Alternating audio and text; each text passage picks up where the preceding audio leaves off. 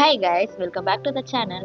இன்னைக்கு ஒரு day in my life video தான் பார்க்க போகிறோம். இது ஆக்சுவலாக நேற்று எடுத்த வீடியோ. இன்னைக்கு வந்து எடிட் பண்ணி வீடியோ போடுறேன். இது வந்து நேற்று வந்து ஸ்வேதாவுக்கு வந்து பர்த்டே. ஸோ அதனால் வந்துட்டு இன்னைக்கு வந்து ஸ்வேதாவோட பர்த்டே அப்படின்றனால அவள் வந்து இன்னைக்கு கேட்டிருந்தா. அவள் சொன்ன லஞ்சு தான் செஞ்சு தரலாம் அப்படின்னு சொல்லிட்டு சிம்பிளாக தான் கேட்டிருந்தா. வெஜ் புலாவும் அது கூட வந்துட்டு பன்னீர் வந்து டிக்காவும் கேட்டிருந்தா. சரி அப்படின்னு சொல்லிட்டு இது வந்து நான் ஆல்ரெடி நிறைய டைம் பண்ணியிருக்கேன், அதனால பெருசாக எதுவும் தெரியல. பட் இருந்தாலும் வந்துட்டு எனக்கு ஒரு இதாகவே இருந்துச்சு. நான் வந்து குவான்டிட்டி வந்து அதிகமாக செஞ்சதில்லை, கொஞ்சம் கம்மியாக தான் செஞ்சுருக்கேன். அவள் வந்து அவள் ஃப்ரெண்ட்ஸுக்கு வேற கொண்டு போகணும்னு சொன்னான். எங்கே நம்ம செஞ்சு சொதப்பிடுமோன்ற பயத்திலேயே தான் ஒவ்வொன்றும் செஞ்சிட்டு இருந்தேன். பார்த்து பார்த்துட்டு கொஞ்சம் கம்மியாகவே செய்வோம், ரொம்ப அதிகமாக செஞ்சு ஏதாவது சொதப்பிடுமோ அப்படின்ட்டு பார்த்து பார்த்து செஞ்சு இப்போ எதுவும் பெருசாக எந்த இன்க்ரீடியன்ஸும் எதுவும் போடல. எப்பவும் போல் நார்மலாக வெஜிடபிள் எல்லாமே போட்டுட்டு அது கூட வந்துட்டு கொஞ்சம் உருளைக்கிழங்கு. இது வரைக்கும் உருளைக்கிழங்குலாம் வந்து இந்த வெஜிடபிள் சாப்பாட்டுக்கு புலாவுக்கெல்லாம் போட்டதில்லை. சரி இந்த டைம் போடலாம் அப்படின்னு சொல்லிட்டு உருளைக்கிழங்கும் கட் பண்ணி எடுத்து வச்சிருந்தேன். ஏதாவது ஸ்வீட் வேணும் அப்படின்னு கேட்டிருந்தேன். எனக்கும் ஸ்வீட்டுக்கும் வந்து ஏழாம் பொறுத்த மாதிரி நான் பெருசாக ஸ்வீட் வந்து செய்ய மாட்டேன். அதுவும் இந்த கேசரியெல்லாம் எனக்கு சுத்தமாக வராது. அது எப்படி செஞ்சாலுமே அந்த கேசரி மட்டும் எனக்கு ஏதாவது ஒரு மிஸ்டேக் வந்துட்டே தான் இருக்கும். அம்மா வந்து நான் செய்கிறேன்னு சொன்னாங்க. பட் இருந்தாலும் நம்ம வந்து சரி ஓகே நம்மளே ட்ரை பண்ணலாம் அப்படின்னு சொல்லிட்டு, இல்லை நானே செய்கிறேன் அப்படின்னு சொல்லிட்டு தான் கேசரி செய்யலாம் அப்படின்னு சொல்லிட்டு அதுக்கும் வந்து ரெடி பண்ணிட்டு இருந்தேன். என்ன ரெசிபி செஞ்சாலும் சரி, எனக்கு ஏதோ இந்த சிக்கன் மசாலா வந்து பக்கத்துலேயே வச்சுருக்கணும். சிக்கன் மசாலா போட்டால் தான் அந்த குழம்போ சாப்பாடோ எதுக்காக இருந்தாலும் அந்த டேஸ்ட் வந்து எனக்கு லைட்டாக இருக்கும் அப்படின்ற மாதிரி ஃபீல். இதில் வேற ஹைலைட் என்ன, ஃபஸ்ட்டு செய்யும் போதே ஏலக்காய் போட மறந்துட்டேன். ஸோ அதனால் அதுக்கப்புறமா ஏலக்காய் எடுத்து லைட்டாக நசுக்கி ஏலக்காய் வந்து போட்டுட்ருக்கேன்.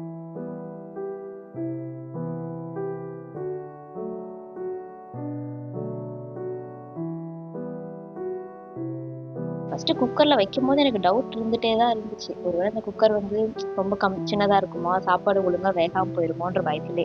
அதுக்கப்புறம் சரி ஒருவேளை வேகாமல் போயிடுச்சுன்னா இதாயிரும்னு சொல்லிட்டு குக்கரையே மாற்றி இன்னொரு குக்கரில் வச்சுட்டு அப்படியே கிச்சன்லாம் வந்துட்டு ரொம்ப இதாக இருந்துச்சு. சரி அதெல்லாம் செஞ்சு முடிச்சுட்டு அதுக்கப்புறமா கேசரிக்கு வந்து எல்லாம் ரெடி பண்ணலாம் அப்படின்னு சொல்லிட்டு ஃபஸ்ட்டு ஒரு கிச்சன் வந்து நல்லாவே க்ளீன் பண்ணிட்டேன்.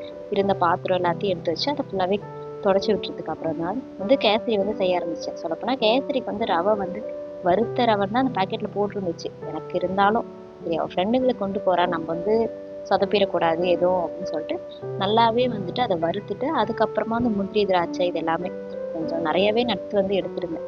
எனக்கு கேட்டால் கேசரிக்கு வந்து பாதாமெல்லாம் போடுவாங்களா, பாதாம் பிஸ்தாலாம் போடுவாங்கன்னு தெரியல. ஆனால் எங்கள் வீட்டில் இருக்கிறது அந்த பாதாமோட பைத்தியம், பாதாம் பிஸ்தா அப்படின்னா சரி அதையே சேர்த்தி போடுவோம் அப்படின்னு சொல்லிட்டு எல்லா நட்ஸுமே கட் பண்ணி நான் வந்து கேசரி வந்து செய்ய ஆரம்பிச்சிட்டேன். எனக்கு தெரிஞ்சு இந்த கேசரி இது வரைக்கும் நான் பர்ஃபெக்டாக செஞ்சேனான்னு கேட்டால் இல்லவே இல்லை. எப்போவாவது ஏதாவது ஒரு மிஸ்டேக் வந்து இந்த கேசரியில் வந்துட்டே தான் இருக்கும்.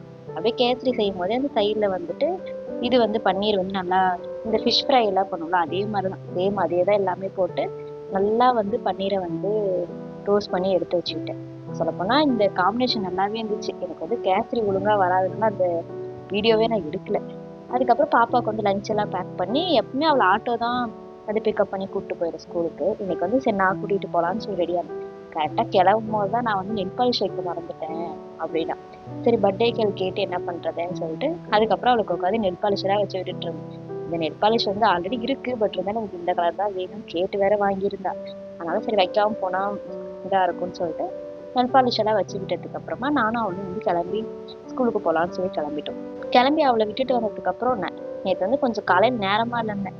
அதுவே சரியான டயர்டாச்சுன்னு சொல்லிட்டு நல்ல ஒரு தூக்கத்தை போட்டு எந்திரிச்சிட்டு குளிச்சிட்டேன். எந்திரிச்சதுக்கு அப்பயே ஒரு 2 மணிக்கு மேலே ஆயிடுச்சு. இந்த சன்ஸ்கிரீன் வந்து நான் புதுசாக வாங்கியிருந்தேன். இதுக்கு முன்னாடி நான் யூஸ் பண்ணது க்ரீம் மாதிரி தான் இருக்கும். இது வந்து ஒரு மாதிரி வாட்டராக இருந்துச்சு. எனக்கே என்னடா இது இப்படி இருக்கு, ஒரு வேளை ரொம்ப ஆயிலாக இருக்கிற மாதிரி இருக்குமோன்னு சொல்லி தான் யூஸ் பண்ணேன். இப்போ நல்லா தான் இருந்துச்சு. அக்கா வந்து வர சொல்லியிருந்தாங்கன்னா அவங்கள போய் பார்த்துட்டு பாப்பாவுக்கும் ஸ்கூல் வேறு டைம் ஆச்சு அப்படின்னு சொல்லிட்டு போயிட்டு இருக்கும்போது இந்த நாகப்பழம் வந்து வித்துட்டு இருந்தாங்க. இது வந்து அவள் அன்னைக்கே கேட்டிருந்தா, நான் வாங்கவே இல்லை. சரின்னு சொல்லிட்டு 1/2 கேஜியே வந்துட்டு 50 ரூபான்னு சொல்லி சொன்னாங்க. சரி ஓகே அப்படின்னு சொல்லிட்டு ஒரு 1/2 கேஜி வாங்கிட்டு ஸ்கூலுக்கு போய் பார்த்தா ரொம்ப நேரமாக வந்துட்டேன். நானும் சரி உள்ளே போகலாமா வேணாமான்ற தயக்கத்திலே வெளியிலே ரொம்ப நேரம் நின்றுட்டு இருந்தேன்.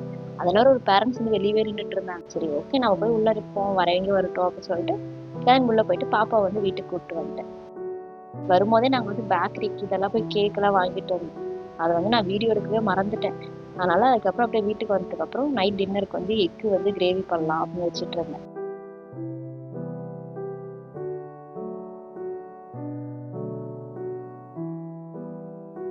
சிம்பிளா தான் பண்ணலான்னு சொல்லிட்டு எக் கிரேவியும் அதுக்கப்புறம் வந்துட்டு ஒரு ஸ்வீட் இன்னொன்று கேட்டா, ரசமலாய். நான் இது வரைக்கும் லைஃப்ல ரசமலாய் செஞ்சதே இல்லை. அந்த கேசரி கூட 2 3 டைம் ட்ரை பண்ணியிருக்கேன். ட்ரை பண்ணியாவது சொதப்பிருக்கு. ஆனா இந்த ரசமலாய் இதான் நான் ஃபர்ஸ்ட் ட்ரை பண்றேன். அதுவும் அது வந்து நான் யூடியூப்லலாம் பார்த்தேன். நல்லா ப்ராப்பரா செய்யணுன்ற மாதிரிலாம் இருந்துச்சு அந்த டேஸ்ட் இதெல்லாம். எனக்கு என்னன்னு தெரியல. சரி வர்றது நமக்கு என்ன வருதோ அதுதான் அப்படி சொல்லிட்டு ஒவ்வொன்றா செஞ்சுட்டு இருந்தேன். சொல்லப்போனா எனக்கு எல்லாமே ஓகே தான். அந்த டேஸ்ட்டு எல்லாமே கரெக்டாக தான் இருந்துச்சு. ஆனால் ஒரே ஒரு மிஸ்டேக் என்ன அப்படின்னு பார்த்தா, அந்த பால் வந்து இது பண்ணுவாங்கல்ல, அது வந்து ஒரு மாதிரி தண்ணியாகவே இருந்துச்சு. நான் யூடியூப்லலாம் பார்க்கும்போது அதெல்லாம் கட்டியாக இருந்துச்சு. ஆனால் எனக்கு என்னமோ தெரியல, அது ரொம்ப தண்ணியாட்டமே இருந்துச்சு. டேஸ்ட்லாம் நல்லா தான் இருக்கு அப்படின்னு சொல்லி எங்கள் பாப்பா சாப்பிட்டுட்டு இருந்தா. ஆனால் எனக்கு இன்னும் கொஞ்சம் அந்த இது வந்து கட்டியாக வந்திருந்தா நல்லா இருந்திருக்கும், சாப்பிட்றதுக்கு அந்த க்ரீம் மாதிரி இருந்திருக்கும் அப்படின்ற ஃபீல் தான். அதுக்கப்புறம் கிச்சனில் கொஞ்ச நேரம் நிற்க முடியல.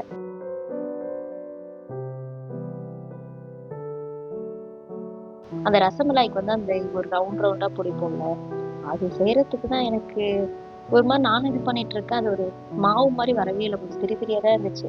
சரி ஏதோ ஒண்ணு அப்படின்னு சொல்லி செஞ்சு முடிச்சதுக்கு அப்புறம் நைட் டின்னருக்கு வந்து எல்லாம் ரெடி பண்ணி வச்சாச்சு. ரெடி பண்ணி பாத்திரம்லாம் நிறைய இருந்துச்சு அப்படின்னு சொல்லிட்டு அதையும் எல்லாமே வாஷ் பண்ணி வச்சுட்டு அப்படியே போய் தூங்க போயாச்சு.